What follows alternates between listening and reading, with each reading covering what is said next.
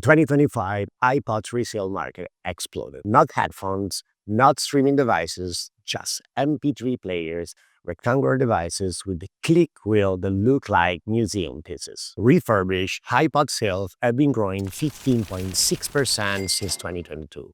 Urban Outfitters put them back on shelves for $349. Sold out in days. 34 of Gen Z say they feel proud of buying pre-loved techs. Kids who never have lived without streaming voluntarily going back to an offline music player.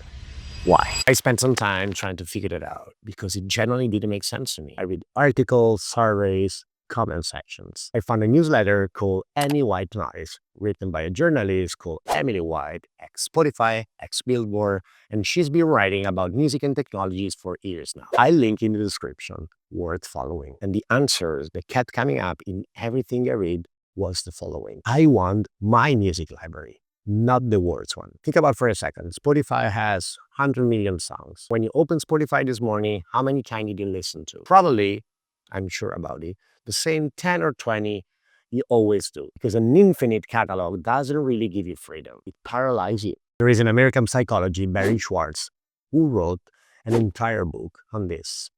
The more choice you have, the less satisfied you are with the one you make. And when you are paralyzed, you let someone else decide for you. The algorithm, based on Deloitte 2024 Digital Media Trends Study, 82% of Gen Z discover music through social media and user-generated content. Only 32% through streaming platform recommendations. So the algorithms that streaming companies had invested billions of dollars into are used less than half as much as TikTok and people posting playlists. The most technologically sophisticated product in the history of music is being beaten by fans. And this is where the story gets interesting, because there is a second signal. It's from another article by Emily White that I found, in which she interviewed Carly Bogdanovich. Carly is a 26-year-old, and she was just a regular student when she started posting TikTok videos about her favorite playlists. That's the whole origin story. Today, she has 83,000 followers on TikTok, 7 million likes, 66,000 followers on Spotify,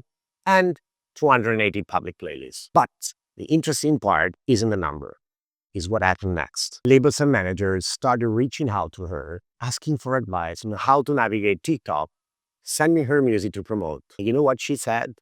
She said, wait, why are you asking me? I'm just a fan. Exactly. That's precisely the reason why. Because Carly isn't an influencer in the traditional sense. She doesn't sell products, doesn't chase trends, doesn't gain the algorithm. She has taste. She has a specific point of view on music. She listens mostly to folk, indie, things with a particular soul to them. And she has built a community of people who trust that taste. Just to give an example, her playlists have names like Black Coffee Drinkers Ego and For Girls Who Cry in Chorus. They are not algorithm titles. They are identity statements. Just look at what she did with Latros, Canadian artist who in 2022 had just like 57,000 monthly listeners on Spotify. And just one EP. Carly started putting him in her playlist, talking about him in her videos, explaining why his voice did something to her. Today, Latros had 2 million monthly listeners. Not because of a label campaign or the platform's algorithm, because of a girl with less than 100,000 followers who genuinely believe in it. This is exactly the new A&R. Now, that's the part that most frustrates me. Carly has 66,000 followers on Spotify, but she can't message them. She can't see which playlist a follower come from.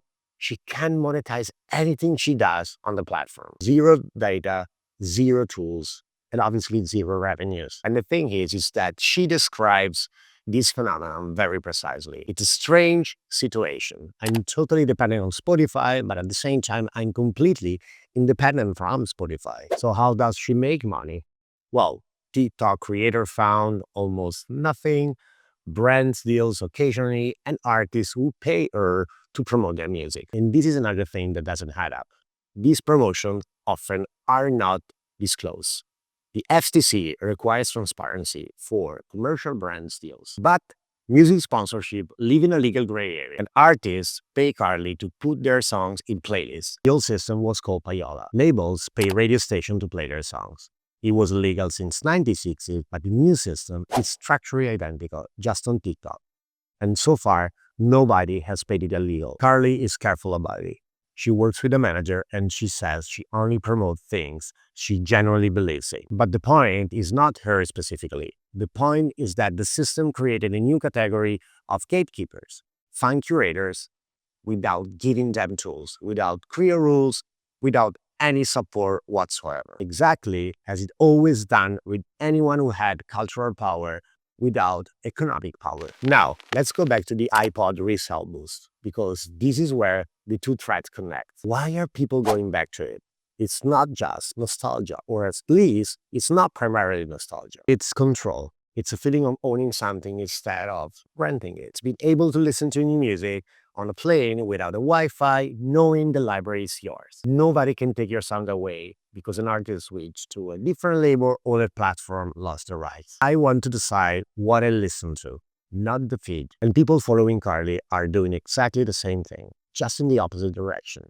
They are not curating for themselves. They are trusting human being instead of trusting an automated system. It's the same rebellion. One goes inward, I'm taking back control of my experience, and the other goes outward. I trust someone with a real point of view. Both are saying the same thing to the algorithm. I don't want you anymore. And the industry doesn't know what to do with this information. It keeps investing in recommendation engines, keep pushing editorial playlists, keep optimizing for the algorithm's discovery. And at the same time, people are buying used iPods and following playlists called Cherry Wine and for girls who read poetry at 2 a.m. And there's another thing that stuck with me from Emily White's newsletter, and it's about the gaming industry. And it's how gaming has built something that music hasn't yet. Space where fan identity has real, concrete, visible value. Fortnite sells cosmetic skins for $15.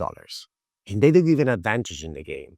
You buy them because you like to express yourself in a world you come back every single day. Your avatar is an identity statement. K-pop fans build fan sites, produce content, and run campaigns. Their contribution to an artist's career is measurable, recognizable, and socially valued. Music doesn't have that layer yet. You have your Spotify profile with your listening history. Maybe there's no place where your identity as a fan carries real weight, where the fact that you discover an artist before anyone else actually means something. The next frontier is not an algorithm. It's making music participatory, not just listening, but being part of something. Fans curators like Carly are already there. They're already doing it without any infrastructure, without tools, without support. Just imagine what happens when someone builds that infrastructure. All in all, music is identity. It's taste. It's trust. And trust only works between people, not between a person and a system. Carly know this, and the people buying used iPods know this. The industry still doesn't for some reason. Meanwhile, my team and I at Fankee, we are trying to build that missing layer and let artists connect to the people who genuinely believe in them, even if they're not famous yet. So if you want to follow our journey, the thinking behind it, well, yes, the learning and also the mistakes, and to get more music insights, subscribe and follow along.